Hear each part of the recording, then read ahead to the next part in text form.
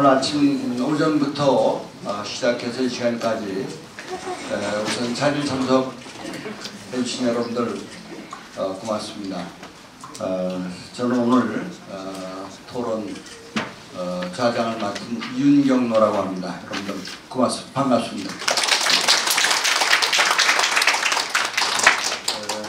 진행은 1부와 2부로 나눠서 오늘 아주 무게 있는 발표들이 있었는데 토론을 함께 하지 못하고 자리 촬영으로 그래서 이것도 1부, 2부로 나눠서 두 번 진행하도록 하겠습니다. 시간을 절약하기 위해서 우선 1부에 오늘 토론을 해주실 분들만 간단하게 소개하고 바로 토론으로 들어가도록 하겠습니다. 제1주제 보천교의 성립과 그 민족운동의 의미에 대해서는 우리 연세대 의학박물관의 학예무실장으로 계신 정용서 선생님께서 해주시겠습니다. 한번 인사해 주시죠. 예, 소개받은 연세대학교 의과대학 동원의학박물관에 있는 정용서라고 합니다. 예. 두 번째 주제에 대해서는 우리 수원 화성박물관의 관장으로 계신 한동민 관장님께서 해주시겠습니다. 네, 반갑습니다. 한동민입니다. 세 번째 주제에 대해서는 한성대에서 박사과정에 있는 안미경 선생님께서 토론해 주시겠습니다. 안녕하세요. 한성대 박사과정 안미경입니다. 마지막 주제에 대해서는 국가보훈처 연구원으로 계시는 정명화 선생님께서 해주시겠습니다. 안녕하세요. 국가보훈처에서 일하고 있는 정명희입니다. 네. 여성분들이 이렇게 토론자로 또 발표자로 이렇게 참여하는 것 참 반가운 것 같습니다. 여기 총괄 토론자가 있군요. 숙명여대 교수님이신 강혜경 교수님.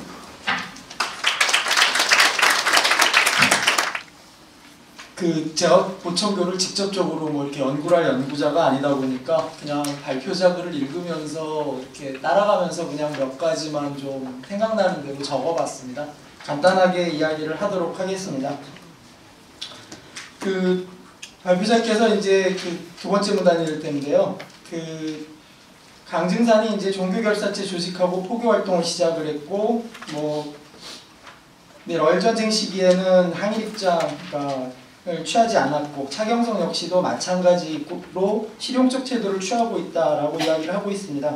처음에 강한 척의 사상이나 민족의식을 갖고 있던 이들의 이런 러일 전쟁을 전후한 시기에 태도 변화라고 하는 것들을 어떻게 보아야 할까라는 질문이라고 할 수 있겠죠. 그래서 좀 그런 부분을 조금 설명을 좀 부탁드리고요. 그 다음에 이제 두 번째 이제 또 내용을 보다 보면 적지 않은 사람들이 독립운동의 방편으로 이제 보천교 이전인 태을교에 들어오게 됐고, 차경성 역시도 어떤 천도교나 이런 쪽과 달리 이제 불만을 품고 있던 동학인들을 견인하기 위해서라도 상일 노선을 취하고 있음을 이제 강조했다라고 표현을 하고 있습니다. 이 부분은 또 러일 전쟁 시기의 태도하고는 또 다른 태도로 이렇게 변하게 되는데요. 이런 것들이 어떤 차경석의 현실인식의 변화에서 오는 건지 이런 것들이 좀 궁금하고요.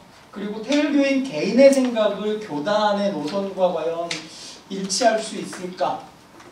개인의 생각과 교단의 노선은 조금 다른 것이 아닐까 하는 생각이 들고요.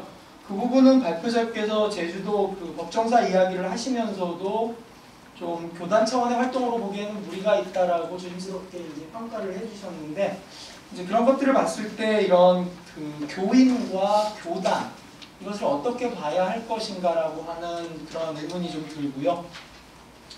그 다음에 이제 그런 문제는 결국 독립운동 자금 활동이라든지 각종 독립운동에 참여하고 밀립대학 기성에도 참여하고 하는 이런 활동과 관련해서도 좀 살펴볼 문제가 아닐까 생각을 합니다.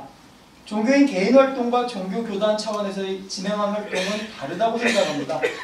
종교인의 활동을 교단 차원의 활동이라고 하려면 최소한도 개인이 교단 내에서 어떤 지위나 역할 혹은 교단에 어떤 영향력을 행사하고 있었는지 뭐 이런 것들이 기본적으로 확인이 되어야 할 것이라고 생각을 합니다. 그 다음에 이제 다음 문단으로 넘어가서 차경석이 결국 전통사상이나 이제 이런 것에 의지하고 있다라는 표현을 쓰고 계시는데, 여기서 말하는 전통사상이 구체적으로 어떤 것들을 이야기하는 건지 제가 잘 모르겠어요. 그래서 그런 부분은 조금 보완 설명을 좀 부탁드리고요. 마지막으로 저는 보천교는 아니고 천도교를 가지고 공부를 좀 했었는데요. 그러다 보니까 이제 종교 일반에 대한 이야기들에 대해서 가지고 있던 생각들을 그냥 보천교로 단어만 좀 바꿔서 한번 마무리 좀 몇 자 적어봤습니다. 보천교는 뭐 미신사교라는 비판을 지속적으로 받아왔습니다. 근데 이게 미신사교인가 아닌가, 뭐 이건 단순한 문제가 아니라 보천교를 과연 종교라고 할 수 있는가라고 하는 문제라고 생각합니다. 그리고 보천교를 종교로 본다면 그들의 활동을 종교운동, 정치운동으로 설명하기 위해서는 결국 그들이 주장했던 교리, 뭐 내용 이렇게 찾아보면 후천선경의 신정부 건설론이라든지 상생의 공동체 뭐 이런 표현들이 나오게 되는데, 이런 것들과 그들의 활동을 어떻게 연결시켜서 설명할 것인가. 그러니까 종교라고 한다라면 그런 종교교리에 기반해서 신자들에게 설득을 해야 되고, 교단의 노선 변화나 이런 부분이 있을 때도 결국 신자들과 소통을 하면서 움직여가야 되기 때문에 이런 부분들이 좀 연구가 돼야 되는 게 아닐까. 보천교에서 건설하고자 했다는 후천선경의 신정부 혹은 상생의 공동체가 뭐 갈등과 원한의 선천시대가 아닌 상생이 지배하는 후천의 이상사회, 이런 식으로 설명하는 것을 넘어서 현실 사회에서 이들은 구체적으로 그런 활동을 통해서 어떤 사회 혹은 어떤 국가 뭐 이런 것들을 만들고 건설하고자 했는가라고 하는 것들이 구체적으로 이야기가 돼야 이것이 역사학적으로 보천교에 대한 설명이 될 수 있지 않을까. 그리고 그런 것들을 실현하기 위해서 교단 차원에서는 어떤 활동들을 했는가, 뭐 이런 것들이 밝혀져야 일자 민족운동 과정에서 보천교의 위상이라고 하는 것들이 분명해지지 않을까 하는 생각을 합니다. 그리고 이런 것들을 연구하는 데서 아까도 말씀드렸듯이 교인과 교단의 활동은 좀 구분되어서 봐야 되지 않을까 하는 생각을 합니다. 종교인 개인 활동, 그리고 교단 차원의 활동, 그다음에 혹은 개인이 교단을 이용한 활동, 뭐 여러 가지로 생각해 볼 수 있을 것 같습니다. 보천교인으로서 민족운동에 관계하거나 참여한 사람들의 존재를 부정할 수는 없습니다. 하지만 그게 보천교 자체의 정체성까지 담보할 수 있다. 이건 조금 재고의 여지가 있다고 생각을 합니다. 그러면서 이제 드는 생각이, 보천교는 그럼 종교단체인가 운동단체인가?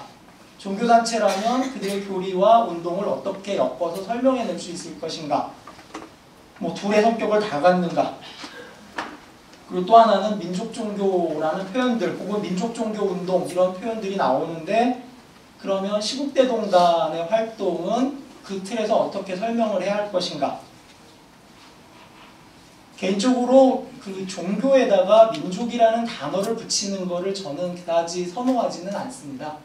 그냥 어떤 시기에 어떤 활동들이 있었다 뭐 이런 표현은 맞을 수 있는데, 어떤 종교는 민족 종교고 그러면 이 시기에 상대 개념으로 어떤 종교는 친일 종교인가 뭐 이런 표현이 나올 수도 있듯이, 이런 민족이라는 단어를 종교 앞에 붙이는 게 과연 맞을까 하는 그런 의문이 좀 있습니다. 그래서 마지막 부분은 그냥 제가 조규태 선생님 글을 읽으면서 든 뭐 이런저런 생각들을 그냥 두서없이 좀 나열해 놓은 부분입니다. 조규태 선생님께서 조금 보완 설명 좀 해주시면 될 것 같습니다. 네, 그렇죠. 예, 다 들으신 대로 제 1주제가 오늘 발표한 여러 발제 중에 아마 총론 비슷하게 됐기 때문에 좀 질문과 토론거리도 상당히 큰 담론을 지금 제기하셨는데, 이거에 대해서 바로 답하시기가 좀 그러실 테니까 준비를 해주시고, 두 번째 주제에 대한 토론자의 얘기를 듣도록 하겠습니다. 한동민 관장님, 윤소영 선생의 발표에 대해서 토론해 주시기 바랍니다. 한 5분에서 6분, 7분을 넘기지 않으셨으면 좋겠어요. 짧게 하겠습니다. 1918년에 이제 법정사에서 펼쳐졌던 항일운동이 어찌 보면 이제 3.1운동 이전 단계에서 가장 이제 핵심적이고 강력한 이제 무장 투쟁 같은, 다시 말하면 이제 그 중문 이제 파출소, 그러니까 당시 말하면 이제 주재소를 이제 습격하는 형태로 가장 무장력을 갖춘 그런 이제 대표적인 이제 항쟁 사례로 파악을 하고 있습니다. 그래서 지금 현재 이제 불교계 쪽에서는 기본적으로 이제 1918년 무오년 법정사 투쟁의 형태라고 해서 법정사라고 하는 사찰에서 이제 진행이 됐기 때문에, 또 한편으로는 그 김연일이라고 하는 사람이 법정사 주지였기 때문에, 그리고 주요한 대표적인 인물들이 승려들이다라고 하는 입장에서 연구들이 이제 진행되어 온 형태예요. 그런데 이번에 이제 그 우리 윤소영 쌤이 또 다양한 자료를 보고 김연희를 비롯한 사람들이 선도교 교도들이어서 불교계의 항쟁이 아닌 선도교의 항쟁으로 봐야 되는 게 아니냐, 이런 입장인 거죠. 어찌 보면 가장 이번 발표 논문 가운데에서 논쟁적인 또 이제 글이기도 합니다. 그래서 저는 이제 토론자 입장에서 또 제 전공이 또 이제 불교 사찰령을 가지고 이제 논문을 썼는데, 저는 이제 개별적으로 두루만신교입니다. 그러니까 두루두루 다 신이 있다고 믿는 아주 오래된 종교죠.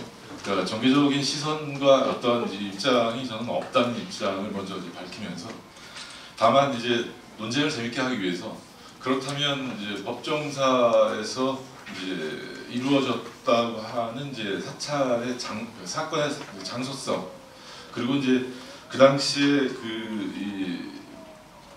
이제 재판 기록에 정구영이라는 사람이 이제 김연희를 이제 평가할 때 법정사 주지다라고 하는 얘기들이 있는데, 그렇다면 그거와 관련돼서 다시 한번 이제 선도교 이제 신도라고 하는 입장 이외에도 정확하게 다른 이제 불교 사찰의 주지로서의 명확한 판결문이 있는데, 이것은 어떻게 해석을 할 것인지에 대한 이제 질문을 하고 싶고요. 두 번째는 이제 김형렬, 그다음에 이제 그 전주 쪽에 보면 이제 유봉사라고 하는 절이 있었는데, 그 당시에 이제 그 30본사 가운데 하나가 유봉사였어요. 절 자체가 이제 크지는 않았는데, 그러니까 전체적으로 30개 본사를 만들었을 때 이제 1등지에서 9등지가 있었는데, 요 유봉사 같은 경우는 이제 8등지에 해당이 돼서 재산 규모나 사찰의 사세가 이렇게 크지가 않았었는데, 유봉사의 이제 주지였던 이제 각법경과 이 김형렬이라고 하는 이제 선도교 쪽의 이제 인물이 서로 협력을 하면서 나름대로 이제 그 유봉사의 단신도 대표를 하면서 불교도의 이제 입장에서 이제 선도교를 이제 이렇게 전도하는 것으로 이제 그려지고 있으면서, 이제 각법경을 그러니까 선도교 신자로 이제 딱 못을 박는 것에 대해서는 좀 다시 한번 평가를 제가 보는 측면에서는 이제 30본사 주지가 된다는 것은 당대 최고의 이 승려의 역할을 하고 있는 거예요.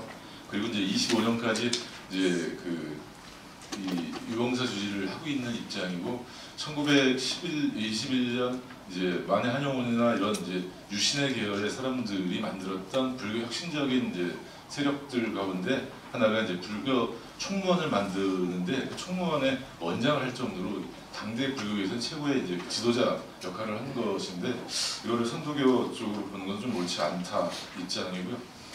또 하나는 이제 그 제주도의 불교 상황들이, 그러니까 이제 다양한 민속적인 부분과 불교적인 부분과 이제 이렇게 신앙적인 부분들이 상당히 제주도는 이제 특징적으로 좀 혼합된 형태의 이제 신앙 구조를 갖고 있는 게 아닌가.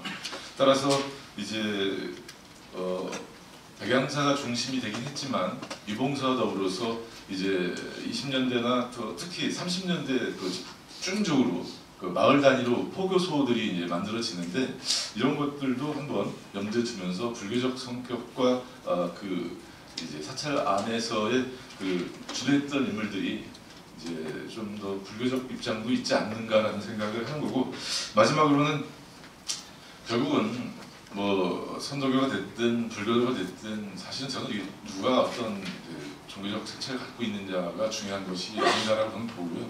왜 이런 사건이 여기서 일어났는가, 그리고 이 사건들이 그 이후에 어떤 영향을 갖게 되는가, 이런 부분들을 보다 더 종합적으로 고찰하는 것이 더 올바른 관점이 아닌가, 이런 입장에 대한 윤 선생님의 생각을 듣고 싶습니다. 네, 이상입니다. 네. 예, 박수 치시죠. 예, 우리 크게 한 3가지 정도 이렇게 좀 토론을 내주셨는데, 우리 윤석열 박사님 준비하셔야 되겠죠? 예, 좀 준비하셨다. 가져주시고, 그럼 3번째 자로 넘어가겠습니다. 안미경 선생님께서 제3주인 후천교운동과 보천교라고 하는 것도 큰 주제인데, 이에 대한 토론을 해주시기 바랍니다. 네, 저는 발표문을 읽는 것으로 대신하도록 하겠습니다. 이 논문은 발표자께서 그동안 발표해 오셨던 보천교와 관련된 연구 성과를 종합하여 정리하는 논문으로 보입니다. 발표자께서는 보천교와 정읍지역의 역사에 천착하면서 보천교의 민족운동사적 측면을 부각한 연구를 진행해 오셨습니다. 특히 발표문의 일제강점기 정읍지역에 실제했던 보천교 본소 건축물에 후천개벽 사상이 어떠한 형식으로 반영되었는지를 고찰하고 있어서 건축사와 종교사, 지역사를 이해할 수 있다는 점에서 의미가 크다고 하겠습니다. 그러나 저자께서 머릿말에서 언급하였듯이 보천교에 대한 역사적인 평가가 온당하게 매겨지기 위해서는 표현상의 문제에 좀 더 세심한 주의가 필요할 것 같습니다. 이러한 점에서 구체적인 설명이 필요한 부분에 대하여 질문하겠습니다. 2장 수은과 증산의 후천개벽 사상의 마지막 문장, 그러니까 발표집의 66페이지의 마지막 문장인데요. 이상사회로 나아가기 위한 이러한 증산의 가르침은 백정들이 공평한 세상을 꿈꿨던 형평운동에 대한 보천교의 지지로 이어지게 된다라고 하셨습니다. 주지하듯이 동학의 평등주의는 제도적 법적으로 엄격하였던 조선시대의 신분제 사회에서 평등 사상을 주장하였고, 비록 주체는 다르지만 신분제 폐지를 이루어냈다는 점에서 의미가 있습니다. 그러나 형평운동이 실시된 1920년대는 이미 법적 제도적으로 신분제 폐지가 된 상태입니다. 그럼에도 당시의 사람들은 여전히 간습적으로 신분을 내세우고 있었기 때문에 형평운동은 간습적 편견을 타파하고자 하는 노력이 필요했을 것입니다. 저자가 제시한 증산의 담배와 관련한 일화는 형평운동이 일어나기 전 세대의 이야기로 보입니다. 1920년대 형평운동에 대한 보천교의 지지가 구체적으로 어떠한 방식으로 실체되었는지 이에 대한 설명을 해주셨으면 합니다. 두 번째는 오늘 PPT로 발표하시면서 시청각 자료를 보여주시긴 하셨는데요. 보천교 중앙분소 건축물과 관련된 보천교 중앙교당 평면도가 다른 논문에서는 보여주셨는데 그런 평면도 말고도 전체를 다 조망할 수 있는 시청각 자료가 별도로 또 있는지에 대한 설명을 부탁드리고요. 세 번째는 4장 보천교 중앙분소 건축물의 후천개벽 사상의 반영 주 61번인 발표집의 75페이지에 있는 부분입니다.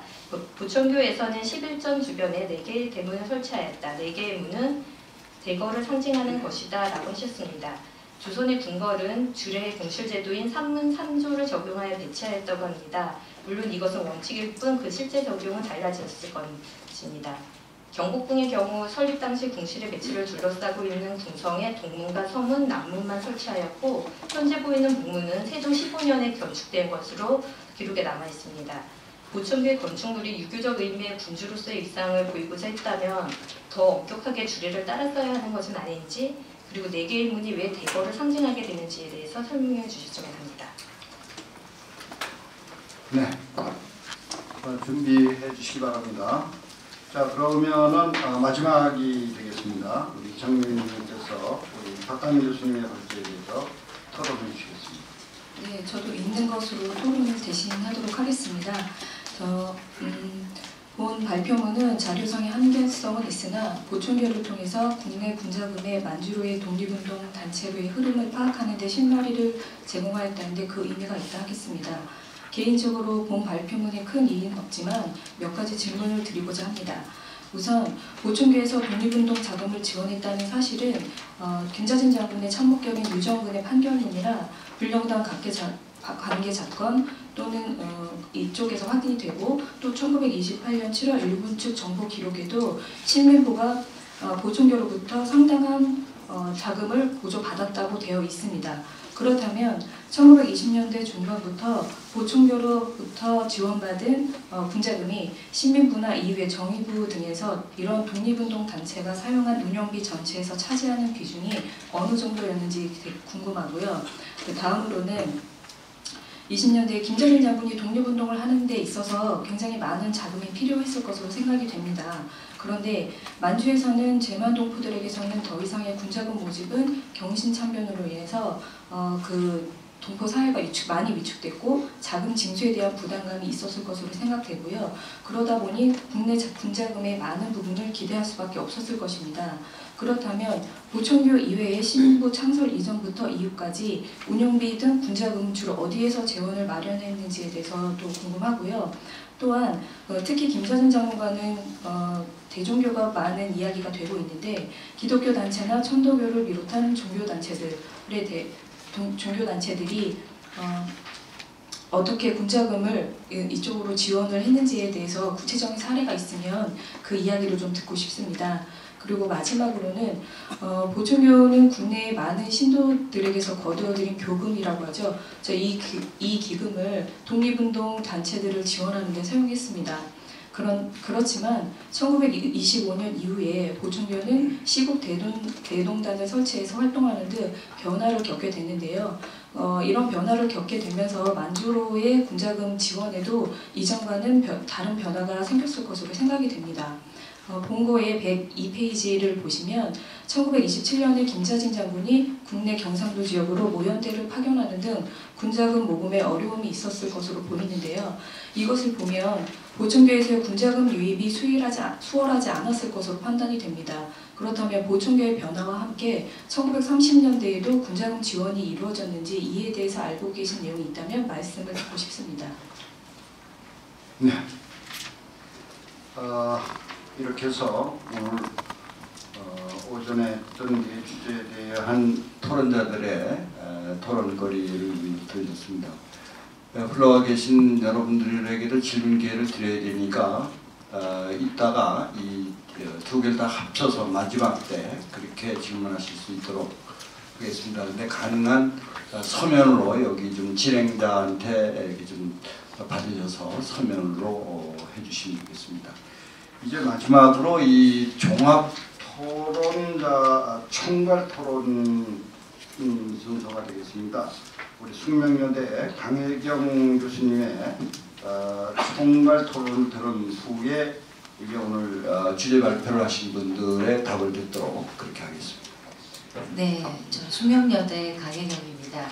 저는 사실 오늘 이렇게 그 보천교와 보천교인의 민족운동에 대한 그 자료를 읽고 자료가 굉장히 재밌었습니다. 그래서 그 한동민 선생님께서 토론지에 써주셨는데 굉장히 매혹적인 그 법정사 항쟁이 매혹적인 주제라고 하셨는데, 저는 보천교와 이 민족운동이라는 주제 자체가 우리 역사학계에 있어서 굉장히 매력적인 주제가 아닌가 하는 생각이 듭니다. 그래서 저는 이제 여러 토론자 선생님들께서 말씀해 주신 것 중에서 제가 이제 궁금하게 생각했던 점들을 좀 말씀드리고자 하겠습니다. 그래서 사실은 저는 처음에 이제 정영서 선생님께서 말씀해 주신 것, 그 종교가 개인 활동과 이제 교단 차원의 활동, 이런 부분이 어떻게 전개되었는지 이거하고 저는 좀 관련이 있는데요. 그래서 보천교가 가만히 보면 이 독립, 민족운동 이런 거하고 굉장히 밀접한 관련이 있습니다. 그래서 혹시나 저는 이 보천교의 교리에 대해서 사실 잘 모릅니다. 근데 교리나 이런 부분에 있어서 어떤 신도들하고 신도들을 설득하는 과정이나 이런 데 있어서 그 독립이나 이런 그 요소가 들어가 있는지 저는 그런 부분이 굉장히 궁금합니다. 왜냐하면 사실은 이렇게 많은 독립 자금을 지원을 하는데 이 뭐 해외의 무장 독립 운동이나 이런데 굉장히 많이 기여를 한 것 같습니다. 그래서 그런 부분이 좀 궁금합니다. 그리고 사실은 또 뭐 여러 자료에도 여기에서는 이제 언급이 안 돼 있는데 다른 자료에도 나와 있지만 해방이 되고 나서 김구가 귀국했을 때 이 뭐 귀국하자마자 정읍을 방문해서 정읍에 많은 빚을 졌다 뭐 이런 발언을 했다고 하더라고요. 그러면 또 사실은 이 보천교의 독립운동 자금이 여기 이제 박환 교수님께서 발제해 주신 이 부분 이외에도 사실은 임시정부나 이런 데도 많이 좀 들어가지 않았을까 이런 생각을 하게 됩니다. 혹시 그 부분에 대해서 좀 자료나 또 연구를 하시다가 관련된 그 지식이 있으시면 좀 말씀을 해주시면 감사하겠습니다. 네. 네, 고맙습니다. 그럼 박수 한번 쳐주세요. 자, 그러면 이제 제1주제를 발표하신 조길태 교수님께서 토론자의 토론 내용에 대해서 말씀해 주시겠습니다. 서너 가지 주제를 이제 질문해 주셨는데요. 가능하면 좀 짧게 말씀드리도록 하겠습니다. 그래서 제가 첫 번째 주목한 것은 이것은 이제 동학의 후신인 어떻게 보면 동학의 주류인 손병희가 이끄는 그런 동학의 주류가 1901년도에 문명개화 노선을 하고 1904년도에 갑진개화운동하고 천도교 운동을 한 것, 이것들이 과거에 동학을 같이 하면서 엄청난 피해를 겪었던 특히 호남 지역의 동학도들 이런 사람들에게 상당히 받아들여지기 어려웠을 것이다. 그래서 동학의 문명개화 노선에 반대하는 세력들을 결집해서 하나의 뭐 강진산 혹은 보천교가 만들어졌던 것이 아닌가라는 생각이 들고요. 그런데 그런 측면에서 그러니까 지역적으로도 서북 지역과 영남과 호남 지역이라는 측면이 있고, 그 다음에 이제 서구적 문명 개화를 추구하는 천도교와 어떻게 보면 이 조선의 그 전통적인 것을 지키려고 하는 이런 세력, 그리고 또 한 가지는 일본과의 타협 노선을 취하는 천도교와 달리 일본과 약간 대립적인 이런 노선을 취한 이것을 대비시켜서 결국 동학의 후신들 아니면 그와 유사한 사안을 가지고 있는 사람들을 결집해서 하나의 교단을 만든 것이 아닌가 이렇게 생각이 됩니다. 그 다음에 이게 이제 그 러일 전쟁이라든지 이 보천교가 보니까 항일성, 독립성 이런 걸 강조했지만 실질적으로 공세적인 항일 독립 투쟁을 했는가?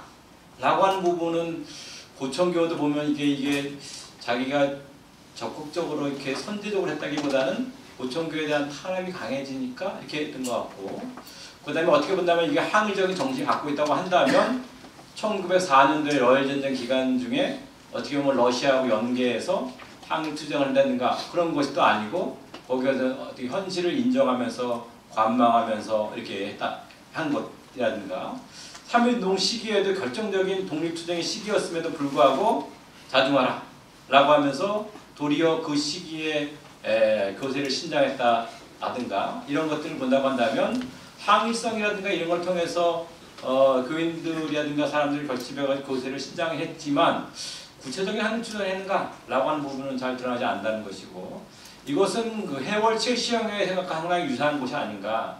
호남 지역의 남적 계통에서 무력 투쟁 이런 걸 주장했지만 결국은 종교의 기본 교서 상생이라든가 동기일체라든가 이런 걸 내세우기 때문에 결국은 계급과 민족과의 투쟁을 강조하는 순간에 자기 모순에 빠지게 되는 그런 것이 생기는 것이 아닌가라는 저는 좀 생각을 좀 해봤습니다. 그런 측면에서 봐야 될 것 같고요. 그다음에 그 마지막으로는 이제 이게 민족이라고 하는 것이 상당히 어떻게 보면 민족 국가에서 이렇게 뿔뿔이들이 흩어진 세력을 하나를 모으고 식민지 국가에서 결국은 그 구성원을 결집시켜 가지고 독립투쟁을 하는데 하나의 중요한 이것이 이제 매개가 될 수 있지만 도리어 한편으로는 민족으로 가지고 내부적인 구성원을 분열하는 기제로 작용했던 것이 아닌가라고 생각이 듭니다. 저는 1920년대에 특히 자치운동 이런 거와 관련해서 시국대응당도 연결되고 인천 김성수도 연결되고 이런 거와 관련해서 결국은 가르는 기회로 작용하지 않았는가라는 생각이 들고요. 결국은 그것이 예컨대 이제 사회주의자라든가 이 신간을 주도했던 그룹들이 자치운동 세력, 특히 이제 선조고 신파라든가 김선수 대통령 이제 반민족주의자를 보니까 그쪽 세력은 반대로 이 사회주의자들 비민족주의자를 몰았고, 그러다 보면 결국은 민족을 통해서 결국은 이렇게 우리 조선민족의 구성원들을 갈랐던 것이 아닌가. 그래서 제가 본 데는 결국 이렇게 민족을 가지고 가르기보다는 사상이 뭔가, 뭐 근대주의인가, 전통주의인가, 개인을 중시하는가, 공동체를 중시하는가, 외교적인 방영하게 친서주의인가, 친중주의인가, 친일주의인가, 친미주의인가 이런 걸 가지고 수렴점을 찾아가야지 어떤 것을 딱 이렇게 반민족이다 이렇게 하는 것은 결론적으로 보면 어떤 한 집단과 세력에서 주도권을 잡기 위한 하나의 전략이 아닌가라는 생각이 들기 때문에 진정한 의미의 민족 단합이라든가 융합이라든가 생각한다고 한다면 그런 거대 담로, 민족이라는 거대 담로로서 이렇게 단절하지 않고 그 세부적으로 들어가서 그들이 주장하는 사상이나 이념이나 외교 방향이라든가 이런 것들이 구체적으로 어떤 것이었는가라는 것을 논의하고서 서로 간에 양보해서 이렇게 수렴할 수 있는 점은 없는가, 합의점은 없는가 이런 접근을 할 때만이 진정하게 이게 통합이 이루어지는 것이 아닌가 이런 생각을 해봤습니다. 예. 뭐 충분한 답은 아닌 것 같습니다. 그런데 오늘 큰 주제가 그 보천교와 보천교인의 그 민족운동, 민족운동을 이렇게 큰 글자로 뽑은 것도 이 보천교가 갖는 종교성보다는 오늘 학술 주제는 민족운동과의 관계성에 초점을 맞췄다고 하는 점에서 보천교의 교리 문제, 종교성 문제 이 문제를 하면 아마 이건 또 주제를 따로 잡고 아마 해야 될 겁니다. 그런 면에서 조금 토론자께서 제기하신 문제 충분히 답은 안 됐을지 몰라도 오늘은 주제가 그렇다는 점에서 이해가 됐으면 좋겠습니다. 자, 다음은 제2주제인 주제에 대해서 우리 윤서영 발표자께서 답해 주시겠습니다. 예, 한동민 선생님 감사합니다. 토론문을 제가 읽어봤는데요. 굉장히 꼼꼼하게 지적을 해주셔서 저에게도 많은 공부가 됐고요. 좀 더 이렇게 제주 법정사 항일 운동을 좀 더 이제 고민하면서 이해할 좀 더 살펴봐야 되겠다. 뭐 그런 감상을 갖게 되었습니다. 그럼에도 불구하고 여전히 제주 법정사 항일 운동은 선도교에 의해서 주도되었다고 보는 입장에 저는 서 있는데요. 사실은 그러니까 모든 선생님들께서 제주 법정사 항일 운동의 내용 중에서 특히 이제 제가 이제 34쪽에 원문을 인용한 거를 다시 한번 보시면은요, 굉장히 격렬하게 일제에 대한 그런 저항, 항일 정신을 드러내고 있습니다. 외노는 우리 민족의 원수이고 그들을 제주도에서 완전히 축출해서 몰아내야 된다라고 하는 그러한 지향을 김현일은 평소에 끊임없이 법정사의 그 신도들에게도 이야기를 해왔고 그거를 결행했다라고 하는 부분에서 아주 무장투쟁의 정말 전형이라고 할 수 있는데 그것은 아마도 동학농민 전쟁에서의 그런 무장투쟁성이라고 하는 부분이 이 선도교를 계승된 부분으로 이해할 수 있을 것 같습니다. 그래서 줄기태 선생님께서도 말씀하셨지만 천도교는 문화운동 쪽으로 어떤 문명화 쪽으로 자기 변신을 꽤 나갔다고 한다면 이 선도교 차경석이 이끄는 선도교 쪽에서는 좀 더 이제 동학의 정신과 그런 어떤 방향성을 계승을 하면서 거기에 강증산의 그러한 사상을 이제 결합을 해서 유불선을 결합한 그러한 맥락 속에서 거병 해원이 이루어지는 이상세계를 1924년에 갑자년에는 분명히 이것이 이루어질 것이다라고 하는 그러한 지향을 이제 신도들에게 전파를 했고 그로 인해서 많은 그 교도들을 획득할 수 있었던 것 같습니다. 그래서 이제 제주 법정사 항일 운동의 경우에 어떤 외피는 한동민 선생님께서 지적하신 것처럼 일제문헌에 처음에 나오는 것은 김현일은 승려다, 주지다 그렇게 나오고 있고요. 곽법경의 경우에도 주지다, 위봉사의 주지다 이렇게 표현이 되고 있습니다. 그런데 그렇게 된 표현들은 사실은 그것이 그렇게 적시되었다라는 식으로 볼 수 있는 건 아니고요. 김현일이나 곽법경과 함께 이렇게 대화를 나눴던 사람들이 그가 이렇게 이야기를 했다라고 판결문 안에 표현이 된 것입니다. 그래서 그거는 외피로서, 왜냐하면 강증산도 마찬가지이지만 미륵불로서 불교적인 그런 습합 내지는 융합이 굉장히 강하게 나타나고 있습니다. 그런데 그 계통의 내용에서 보자면은 전혀 불교적인 것이 아니거든요. 그러니까 즉 앞서 말씀드렸던 그러한 이상세계를 구현하고자 하는 아주 뚜렷한 목적 의식을 가지고 있었고, 그거를 추진하는 방법은 굉장히 폭력적입니다. 어떻게 보면은. 그래서 그 이외에 예를 들면 강원도 지역에서도 태울교도가 국권 회복을 목적으로 한 그러한 무장봉기를 했다라고 하는 내용들이 간헐적으로 1910년대 일제 쪽의 문헌에도 나오고 있습니다.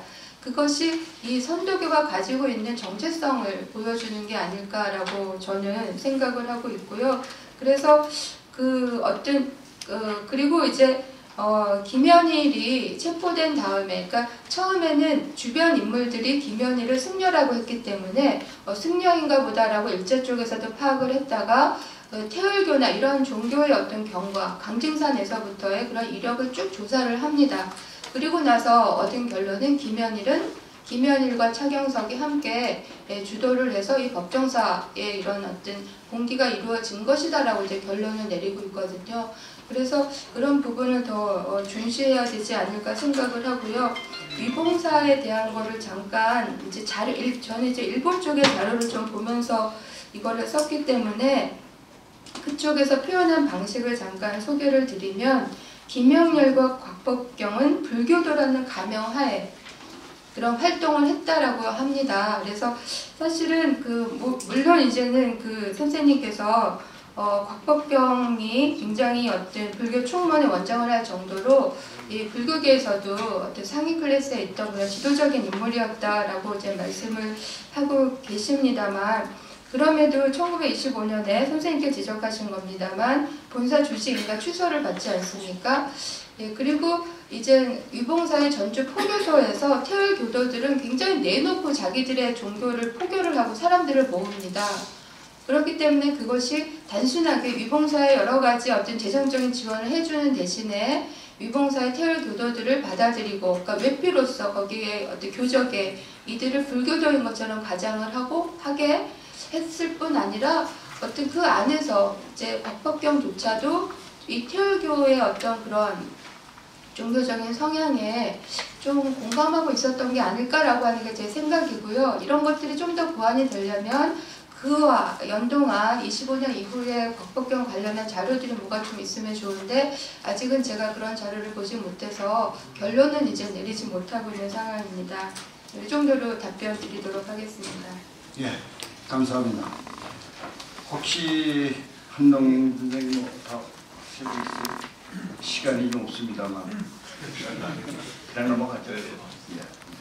예, 그럼 이제 세 번째 주제, 우리 안미경 선생의 토론에 대해서 김지영 발표자께서 간단하게 좀 해주시면 좋겠습니다. 벌써 이게 시간이 좀 20분에 끝내야 되는데 지금 20분입니다.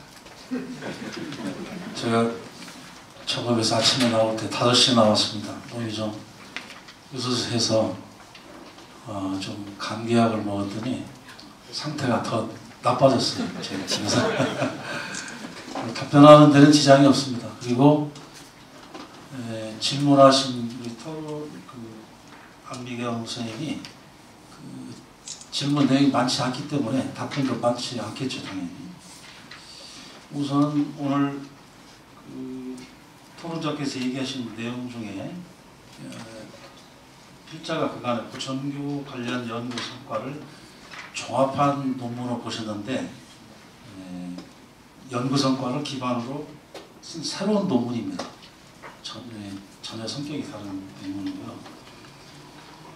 저는 이제 제가 정읍에서 왔다 그러니까 정읍과 보천교를 연구한 사람으로만 인식을 하시는 것 같은데, 제 관심 분야는 일제강점기와 전라북도 시군 지역의 역사입니다. 참고로 말씀드리고, 아마 지금 질의한 내용 중에 서너 가지가 있는 것 같은데 교수님께서 시간을 줄이다 보니까 네, 마지막 번, 네. 마지막 다 줄여가지고 자료집에 84쪽에 있는 3번 제일 오늘 발표한 내용과 관련이 되고 핵심이 있기 때문에 그 내용만 제가 짧게 말씀드리겠습니다. 조선의 궁실이 주례 궁실 제도인 3분 3조 혹은 5분 3조를 적용해서 배치했다고는 그런 기준을 말씀하셨는데 3분 3조는요 이거는 경복궁의 예입니다. 우리 잘 아시다시피. 그리고 5분 3조는 중국 자금성의 예에 해당이 되는 것이기 때문에 우리 궁궐에 맞지 않는 거예요. 그런데 경복궁은 잘 아시다시피 남북 일직선상에 3문이 배치되어 있죠. 그렇죠? 광화문, 숭례문, 근정문 해가지고 이게 3문이죠. 근데 창덕궁의 경우에는 남북 일직선상에 해당되는 구도를 따르지 않았습니다. 그러니까 굳이 보천교의 건물을 축조할 당시에 궁궐 건축을 참조했다 하더라도 꼭 경복궁만 기준으로 해서 했겠느냐는 얘기입니다. 참고로 말씀드렸고요.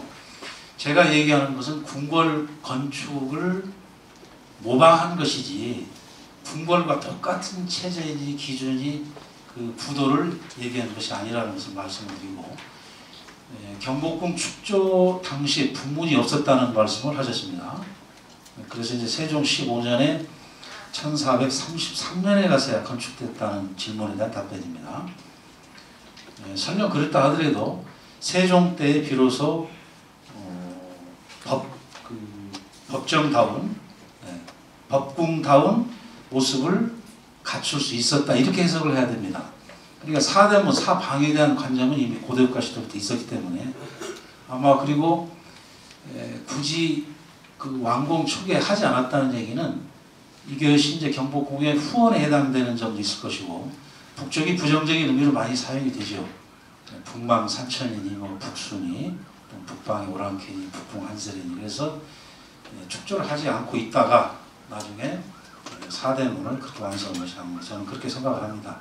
마지막으로 그 네 개의 대문이 왜 대궐을 상징하느냐에 대한 제 답변입니다. 제가 발표 때도 그런 얘기, 발표 시간에 아까 잠깐 그런 얘기를 말씀드렸는데 그 네 개의 대문은 동서남북 사방을 망라한다는 의미입니다. 11전의 십자를 제가 말씀드릴 때 동서남북 중앙을 의미하는 겁니다. 역시 사방을 망라한다는 뜻을 내포하고 있습니다. 그래서 제가 이런 의미로 해석을 한 겁니다. 충분한 답변이 될 수 있습니다. 네, 고맙습니다. 저 개인적으로 우리 김재원 의원한테 좀 질문하고 싶은 게 있는데 생략하겠습니다. 자, 이제 마지막으로 우리 박한 교수님 간단하게 간단하게 하겠습니다. 네, 정명희 선생님께서 좋은 지적해 주셨고요. 그래서 그 1920년대 중반에 그 유입된 보천교로부터 유입된 군자금이 사업비 전체에서 어느 정도 비중을 차지하는가라는 좋은 질문을 해주셨습니다. 24년 경우만 그 2만 원 구체적으로 나와 있고요. 그래서 그 한 10여 % 정도 이렇게 되는데 그거는 뭐 그 정확한 사실은 그 당시에 이제 그 16만 8천 원 정도 전체 예산이었거든요. 그래서 한 10여 % 정도 됐던 것 같은데 매년 그랬다든가 뭐 이런 건 아니고요. 한 경우가 이제 그렇다라고 좀 말씀드릴 수 있을 것 같습니다. 이 재정관계라든가 돈관계 이런 부분과 관련해서는 사실은 구체적으로 이렇게 말씀을 드려야 되는 게 도리인데 자료가 별로 안 남아 있어서 그런 기본적인 한계가 있다라고 말씀드릴 수 있겠습니다. 두 번째 질문은 그러면 신민부라든가 이 독립운동 단체의 경우에 그럼 어디서 주로 이제 군자금을 마련했는가? 일반적으로는 이제 동포들로부터 이렇게 인구세 비슷하게 호세 이런 식으로 이제 그 돈을 걷어서 기본적으로 재원을 좀 마련을 했습니다. 그 외에 국내에 있는 그 유지라든가 또는 뭐 종교단체라든가 이런 데서 기부금을 받는다든가 또는 또 그 친일 지주라든가 등등 이런 사람들한테 좀 돈을 강제적으로 모금을 한다든가 이런 좀 다양한 그 형태가 있었던 것 같습니다. 그런데 이제 여기서 또 좋은 질문이 신민부라든가 이 김자진은 그 대종교인으로 이렇게 알고 있는데 그러면은 그 대종교 계통에서는 군자금이 어느 정도 들어왔는가? 굉장히 그 핵심적인 질문인데요. 이것도 뭐 잘 모르겠습니다. 다만 대종교 계통의 인물들이 많이 있으니까 대종교 계통에서 좀 돈이 많이 들어오지 않았는가 하는 생각이 들고요. 또 여러분 잘 아시는 그 부산의 백산 안희재라고 있지 않습니까? 그분이 신민부가 있었던 영화년 그 발해진이라고 하는데 발해 농장을 만들었었습니다.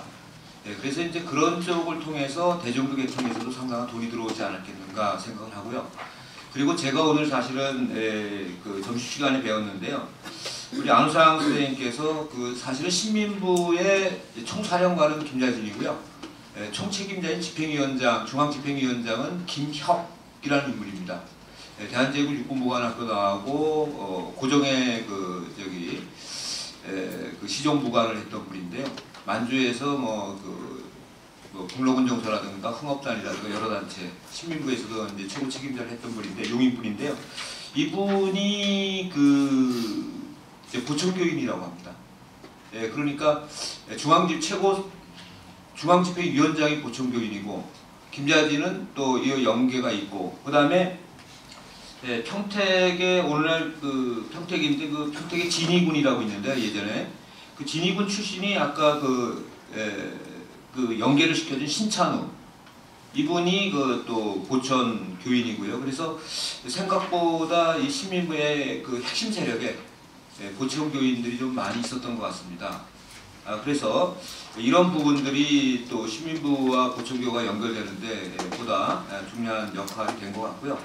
그 다음에는 이제 마지막으로 그러면 이제 1930년대 이렇게 가면서 보천교 쪽에서 자금 제공이 어떻게 계속해서 이어지는가라는 부분과 관련해서는 저 오늘 또 발표문들에서 배웠는데 아무래도 이제 구체적인 기록은 없지만 보천교가 점차적으로 세를 잃어가면서 만주 지역과의 연계라든가 또 군자금 대국도 점차적으로 줄어가는 것이 아닐까. 다만 일본 측 기록에는 1927, 8년에도 보천교 쪽에서 자금을 대고 있다라고 이렇게 기록이 나오고 있습니다. 그래서 보천교 쪽에서 그 신민부라든가 만주 지역의 독립운동 자금을 댄 것은 사실이지만 그런 부분들이 전체 속에서 어느 정도 비중을 차지하고 이런 부분들은 앞으로 조금 더 연구할 과제가 아닌가 생각합니다. 예, 감사합니다. 네, 고맙습니다. 혹시 뭐 정민희 선생님 더 질문하실 거 없으시죠? 우리 총괄 토론해 주신 김혜경 선생님 말씀에 대해서는 뭐 특별히 답을 안 해도 되겠죠. 이따 마지막 정리할 때 우리 저 이상민 토론자님 나오셔서 했을 때 그때 정리 한 번 더 하는 걸로 하겠습니다. 자, 그러면 벌써 예상했던 것보다 10분이 지났는데요. 플로아의 질문을 이따 종합 마지막 다음 토론 때 끝나고 종합적으로 할 때 그때 받도록 하겠습니다. 자, 그러면 이상으로 제 일부 발표자들에 대한 토론 순서를 모두 마치도록 하겠습니다. 수고하셨습니다. 감사합니다.